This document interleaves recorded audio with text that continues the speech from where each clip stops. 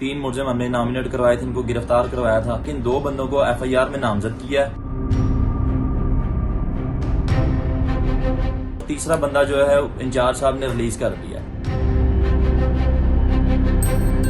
CDR आ चुका है, जियो financing की रिपोर्ट्स आ चुकी है, जो फ्रांसी के लिए गए थे उसमें सारा डाटा रिकवर हो चुका है। हमने भाईजान 3 मुलजिमान जो नॉमिनेट करवाए थे, एक फरहान कैसर, अर्गमान कैसर और ये आमना फरहान जो है, 3 मुलजिम हमने नॉमिनेट करवाए थे, इनको गिरफ्तार करवाया था। और जबकि पुलिस जो है इदारे, उन्होंने क्या किया कि इन 2 बंदों को FIR में नामजद किया, ठीक है, और तीसरा बंदा जो है इंचार्ज साहब ने रिलीज कर दिया। तीसरा बंदा रिलीज कर दिया, जबकि हमारा मुतालबा ये है कि उस तीसरे मुलजिम को पकड़ें, ठीक है, उसके ऊपर भी FIR करें, जबकि पुलिस ने कोई उसके ऊपर उसको FIR में नामजद नहीं किया। बिना FIR में नामजद किए बगैर, उन्होंने कोई अपनी इन्वेस्टिगेट किए बगैर उन्होंने तीसरे मुलजिम को रिलीज कर दिया। जबकि हमारा मुतालबा ये है कि हमारा जो तीसरा मुलजिम है उसको पकड़ें, उसको गिरफ्तार करें, उसको भी कैफरे किरदार तक पहुंचाएं, क्योंकि ये अकेले बंदे का काम नहीं है। ये इतनी सफाकियत के साथ इन्होंने जुल्म किया मेरे भाई के ऊपर, उसको जलाया, मारा, तशद्दुद किया। वो पूरी वो वीडियोस भी जिसमें इन्होंने क्लिप्स बनाए हुए अपनी मनमानी के, उसे लास्ट पे जो थे कि तुम यहाँ पे क्या करने आए थे, क्या। जब एक इंसान किसी की कैद में आ जाता है तो वो अपनी जान छुड़वाने के लिए, जान बख्शवाने के लिए कुछ भी कह सकता है। तो इन्होंने वही किया जो रईस ने कहा। नाक से ब्लीडिंग हो रही, नाक की हड्डी टूटी। जो पोस्टमार्टम रिपोर्ट्स आई है, रिपोर्ट्स में भी हम लोग सेटिस्फाइड नहीं है। पोस्टमार्टम में जस्ट उन्होंने लिखा है कि 95% बॉडी जली हुई थी और सर में गहरी चोट लगने की वजह से उसकी मौत वाकई हुई। लेकिन पोस्टमार्टम की रिपोर्ट में ये चीजें उन्होंने नहीं लिखी थी कि इसके दांत कितने टूटे हैं, इसको जरबें कितनी लगी है, ठीक है, और आंख कैसे इसकी बाहर आई है, ठीक है, कान कैसे इसका कटा गया। इन बेशरम बेगैरतों ने उसका तो नाजुक गज़ा को भी नहीं छोड़ा, उसको भी नुकसान पहुंचाया। आप यकीन कीजिएगा, जिन लोगों ने देखा वो तौबा तौबा कर रहे हैं आज भी।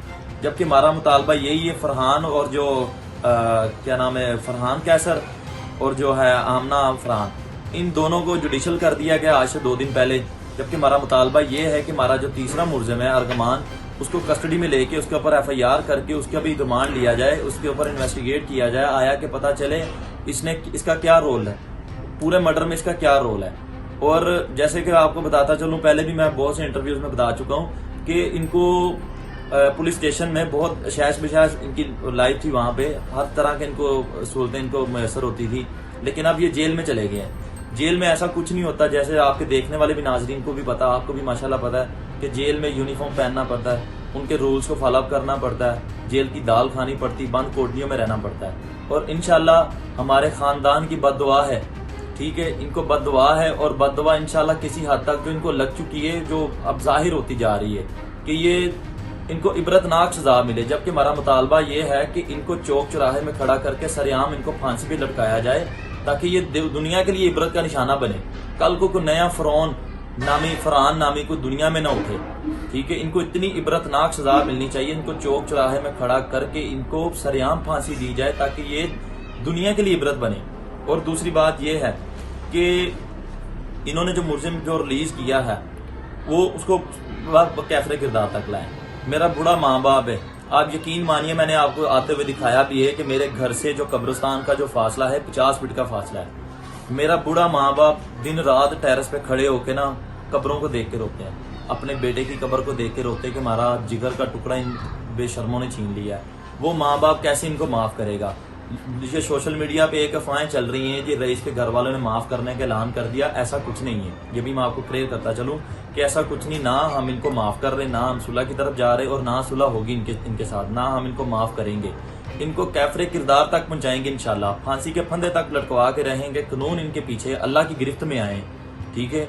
अल्लाह की लाठी बड़ी बेआवाज है, जिसको पढ़ती है और पढ़ जाती है पता चल जाता है। जैसे कि जो मुलजमा है आमना, वो खत्म हो चुकी, उसको ड्रिपें लग रही, हॉस्पिटल आना जाना शुरू हो गया, क्योंकि उस खातून ने झूठा कुरान उठाया। आपने उसके बहुत से इंटरव्यूज में सुना है जिसमें वो कह रही जी मैंने, मेरे हस्बैंड ने ऐसे मेरे झोली में कुरान रखा, मुझे नवाफिल अदा करवाए, मानो तुम जो सच बोलो क्या है, मैंने कुरान उठा के कहा, मेरे से कोई रिलेशन नहीं। जो इस बात को जो इंचार्ज साहब है वो क्लियर कर चुके हैं, CDR आ चुका है, जियो फाइनेंसिंग की रिपोर्ट्स आ चुकी है, जो मोबाइल इनके जो रिकवर किए हैं, जो फ्रांसी के लिए गए थे उसमें सारा डाटा रिकवर हो चुका है।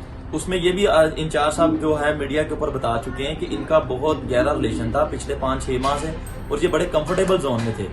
फरहान जो आमना और रईस, ये दोनों बड़े कंफर्टेबल जोन में थे। उन्होंने कहा जी कुछ चीजें इस तरह हमने जो फरहान जी के लिए जो मोबाइल भेजा था उसमें बहुत सारी ऐसे शवाहिद मिले जो हम मीडिया पे नहीं शो कर सकते। ठीक है, वो आप भी माशाल्लाह समझदार हैं, आपके नाजरीन भी देखने वाले भी समझदार हैं कि वो किस तरह के शवाहिद हो गए जो इंचार्ज साहब इस चीज की तस्दीक कर रहे हैं कि ये बड़े गहरे रिलेशन में थे, बड़े कंफर्टेबल जोन में थे। और जबकि इनकी बड़ी इस तरह की वीडियोस वगैरह है, और ये कहता था मैंने गैरत के नाम पे मारा। मैंने इसको कहा, मैंने कहा अगर तूने गैरत के नाम पे मारना था ना तो तुम दोनों को मारते। तुम्हें अगर तुम अगर गैरतमंद थे, इतना तुम थे इज्जतदार, तो सबसे पहले घर की गंदगी खत्म करते, फिर हमारे बेटी की तरफ आते, कम से कम हमारे खानदान में थोड़ा सा सुकून मच जाता। अब वो बूढ़े माँ बाप को कैसे सुकून दिलाएं, आप मुझे बताएं। जो मुदई पार्टी उन्होंने आपको 3 मुलजिम अरेस्ट करवाए हैं, जबकि आपको उन्होंने अपना तरमीमिया बयान में लिख के दिया कि ये 3 मुलजिम मारे। ठीक है, 3 मुलजिम ये नॉमिनेट जो उन्होंने किए हैं, आपने बिना उसको जो FIR में नामजद किए बगैर, बिना इन्वेस्टिगेट किए बगैर आपने वो मुलजिम कैसे रिलीज कर दिया? बिना आपने मुद्दइयों से पूछे बगैर आपने मुलजिम कैसे रिलीज कर दिया? इतना बड़ा केस है, मर्डर केस है, उसको जलाया गया, उसकी लाश की बेहुरमती की गई, इतना हाई प्रोफाइल केस है, आपने किस बेस पे उसको तीसरे बंदे को रिलीज किया? जबकि हमारा पहले दिन से मुतालबा था कि जब ये इनके इंटरव्यूज चल रहे थे, बड़े वो वन साइडेड कुछ मीडियाज वालों ने इसके इंटरव्यू चलाए, तो हमें देख के इस चीज का बड़ा दुख हुआ कि यार एक तो हमारा भाई दुनिया से गया है, ऊपर ये पहले जिंदा को टॉर्चर करते रहे, और अब ये उसकी कब्र के ऊपर बहतान लगा रहे इसको टॉर्चर करते हैं।